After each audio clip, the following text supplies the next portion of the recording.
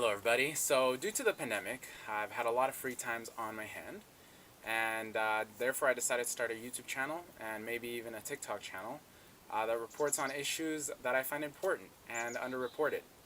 So just a heads up that the material discussed today has sensitive content, but the first topic that I feel the need to report on is the women in Brazil who are killed by men and who face domestic terror, crimes which have been increasing due to COVID. Before I start, it is good to know that the word femicide is defined as the killing of one or more females, primarily by males, because they are females. According to an article published by Reuters this month, Brazil has recorded 649 femicides during the first half of 2020. According to figures from the Brazilian Forum for Public Safety, that's up 2% from the same period in 2019. Such an increase does not surprise Fernanda Fernandes. She's a Rio de Janeiro police detective who is in charge of the specialized delegation for support of women. So this unit says that the pandemic has left many couples without a job. And because of this, they have no income, which deepens their tension in the household. Further, she says that women are finding it hard to find help since they are stuck at home all day. In 2015, Brazil enacted a law which gave a legal explanation of what femicide is. And under that legislation, Brazil increased the prison time for these offenders. It's of up to 30 years if they are convicted. Still, despite Brazil's effort and Fernandes' dedication to stop femicide and the abuse of women, the problem in Brazil is still growing. In fact, the internet has only made it easier for men to target women, and there are recent cases that shine light on this issue. So, on February 22nd of this year, a 19-year-old Call of Duty player was killed near São Paulo by another local player. According to the Score Esports, Costa, a man, killed the Silva, a woman, and, quote, did it because he wanted to, end of quote. Costa and the Silva reportedly met online through the game and talked for 1 month before they encountered each other face to face. Upon meeting, Costa killed her and recorded a video which he published online. Costa planned the crime beforehand and openly expressed his hatred for women in a 52-page document.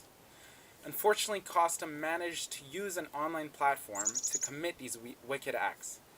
Even more eye-opening is the lack of resources and rehabilitation available for women in Brazil.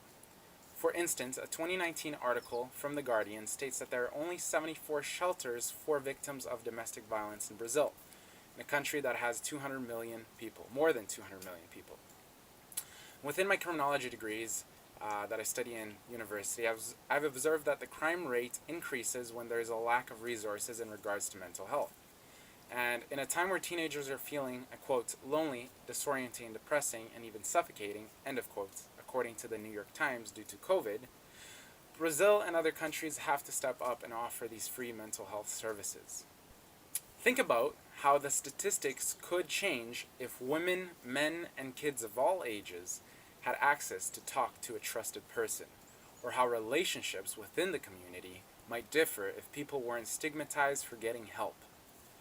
Also, when thinking about change and how governments can contribute to women feeling safer in their environment, Brazil needs to review other laws and proposals.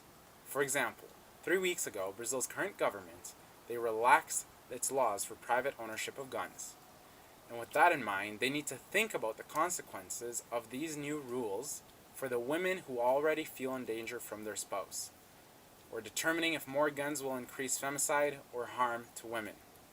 As previously mentioned, it is good to point out that femicide grew in 2020 from 2019, and so did new gun registrations. In fact, a report from Vice on February 12th of this year says that in 2020, nearly 180,000 new guns were registered in Brazil. That's the highest number on record, and a 91% increase on the previous year. Now, I don't know if there's any values in comparing these two numbers, because correlation does not simply imply causation. But nevertheless, it's important for the governments to consider these possibilities and that they adequately review their decisions. So guys, that's the end of the video. Thank you so much for watching. If you could like and subscribe for more, and that'd be great. And if you have any suggestions on what topics or what videos I should do next, please let me know. Take care.